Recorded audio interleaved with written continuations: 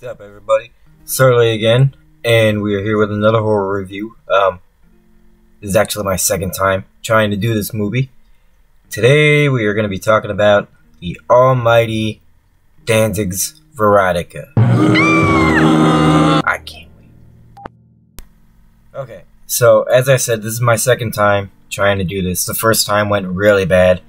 So we're going to come back a little cleaner, a little fairer, and a little more civil, and we're gonna do this the right way for everyone's entertainment. Stay tuned, this one's gonna be awesome. Alright, so I'm gonna give a little backstory. I've been into the Misfits since I was 12 fucking years old. You know, I've probably been in the Danzig a lot longer. I was probably about 6 or 7, and my cousin had the first album on tape, and I thought I was cool because I could, like, ride a skateboard. So I was sitting on it, rolling up and down our street, listening to Mother over and over again. You know, it's just how we rolled back then. You know, I should have known because I wasn't into the comics. I figured maybe in movie form it would be a little easier for me to process and, like, be interested in. I don't know what the fuck I was thinking.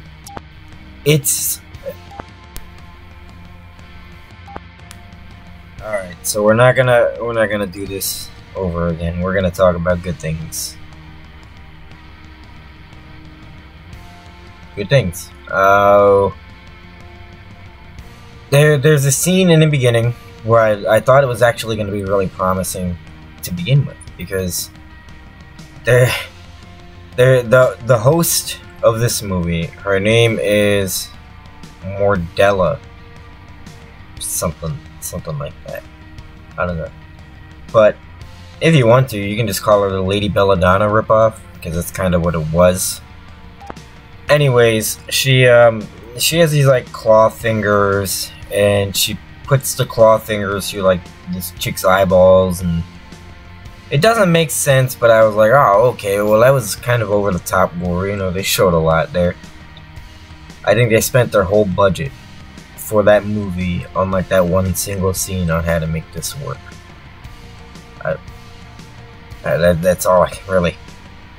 That's all I can say about the rest of it going on.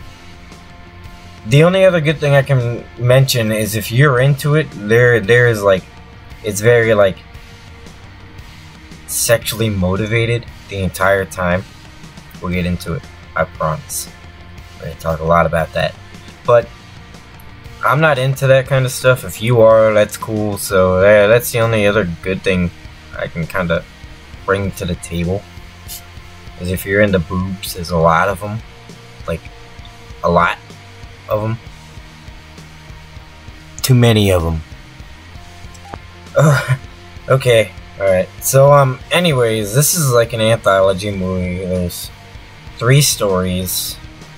I think 2 are new, 1 is original, or the other way around, something like that. I don't know. It was like, they were like original comic adaptations or something, but they're not really original, so I wouldn't call them really anything related to that.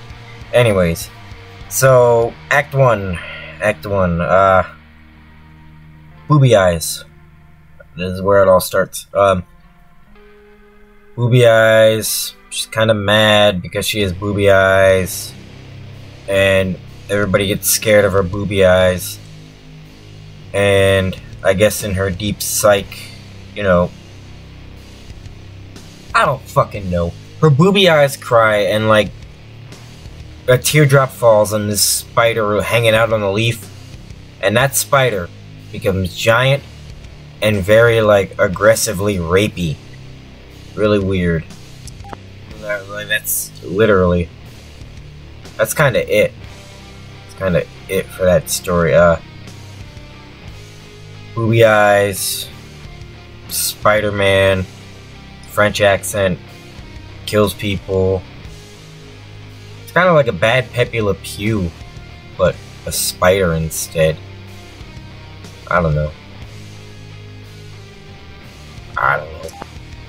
Didn't see the point here. whatsoever. I didn't see where it was going, even in the first place. It was really off track and lame, to be honest. Okay, number 2. Face Stealer Girl. Face Stealer Girl, she steals faces, kind of. But the whole thing is more of like a 20-minute strip scene. It's really ridiculous. There's bad music in the background. It's like a satanic Nickelback playing in the background. I think there's maybe like a Danzig song, you know. It's typical what you would expect from the guy. It's very like oversexed, as if like I don't know. I mean, I grew up in the 80s watching all those movies. I know like boobs are a big part of horror, but like they're not like that. It was so off and lame, and like you couldn't keep a story there because what do? You want to focus on stripping, or do you want to focus on Face Stealer Girl? You know, that's kind of what it came down to, and in the end, they really wanted to focus on stripping, it seems like. There's kind of a story with Face Stealer Girl. You don't really know where she's going, where she comes from, why she does what she does, but she does what she does, and she wears a scarf to cover herself up. She's got, like, I don't know, some jaw disfigurement or something, I don't know. But she's basically like a killer Susie Sue, and you don't need to change that woman's face. I mean, it just didn't make sense. It was... Where do you want to go with this? Like, as I said before, you know, there was no direction whatsoever in any of these stories, and we'll get more into that too, but... Okay, Face Stealer Girl... Cops are involved, hunting her down. They find her at a strip club, but she's dancing and wearing a scarf, so they don't know it's her. Again, that's kind of the end of it. That's the point. She very cheaply rips people's faces off and wears them, but she must slice them really thin because it looks like she's wearing a piece of bologna on her face. Fucking stupid as fuck. Plain and simple. Alright, we are moving on so much better in this one. Number three. Drujika.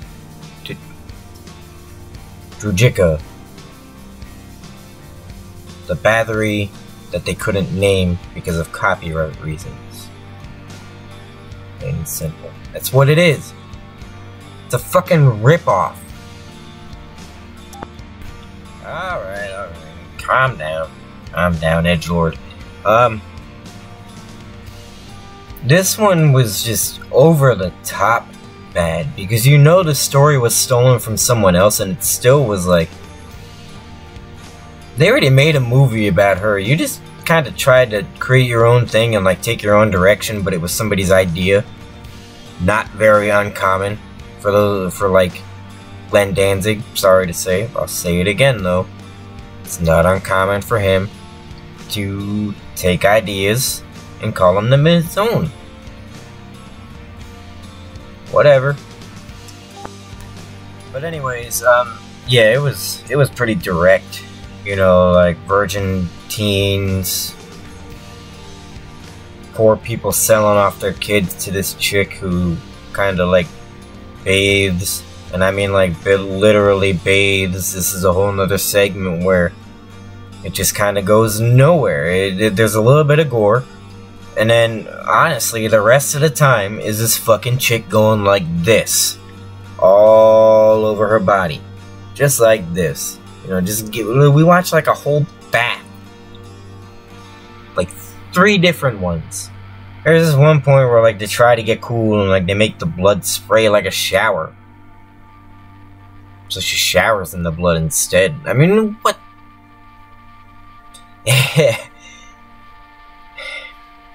Bad. bad movie all around. We'll get right into that. I don't know how else to say it. It was just bad. There was nothing good about it. Like I said, maybe like the first scene, and then if you're into like boobs and sexy seductive stuff, then yeah, sure. But somebody somewhere down the line related it to like EC Comics. What the fuck is wrong with you? Okay. No, I don't see the relation between this and EC Comics at all. Like, you're not Tales from the Crypt. You didn't even come close to having that type of style. Maybe it was more like Argento, I guess you could say, if you're going for that, but no, not even. And no, I can't find a comparison to this. It was just that bad. It was maybe, I think even like the 70s like satanic cult phenomenon had more direction than this, and those movies were fucking terrible.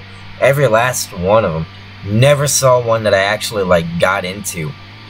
But if that's your thing, to me it just seems like a gimmick. Like you just basically did it because you wanted to, Danzig, you know what I mean? Like there wasn't any passion in this work. It was kind of just like, you know, the way all of a sudden now we're touring and everything. I guess times are hard, and hey, when you got a big enough name and enough money, someone's gonna let you do something, right? Some producer down the road had to be like, oh, a Danzig movie. That sounds fucking terrific. What do you plan on doing, sir? Well, I'm gonna turn my comics into a movie. Awesome. Great idea. Can we sue the guy who came up? No, we're not gonna sue anybody. I'm not silly. But it was just bad. There was no need for it. It was like tragic. It was uncalled for. It was like a terrorist attack on horror movies. Oh, no. I don't ever want to see anything like that again in my life. Like, that was just bad. All around. Everything about it.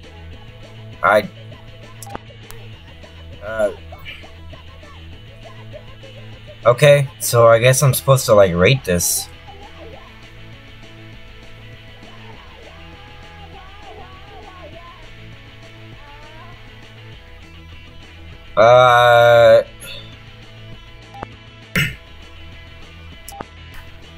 Okay.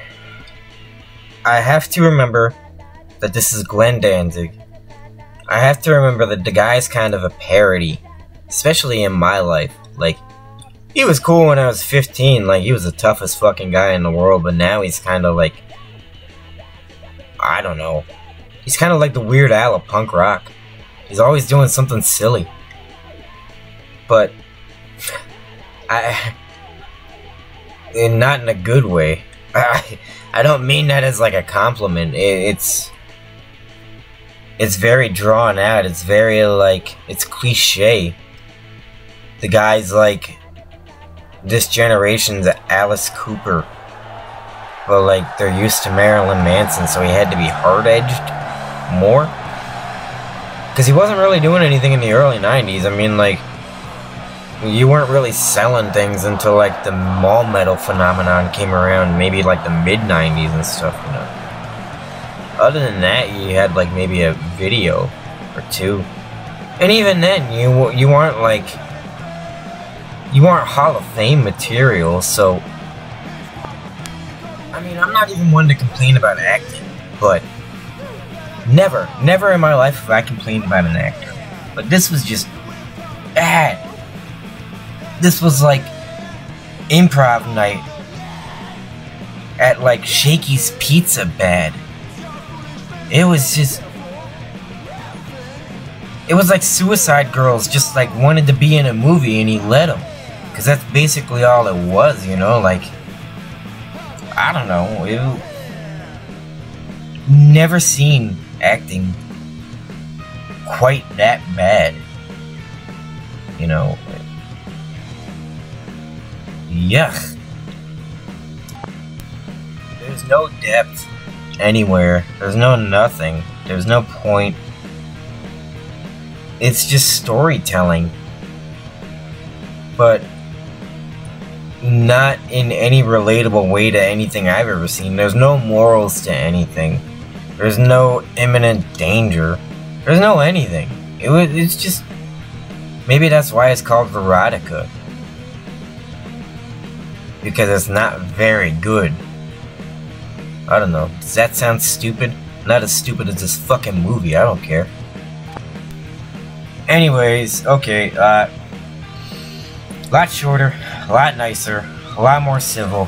This is Surly, signing out. I'll see you on the flip side. Get out of my shed.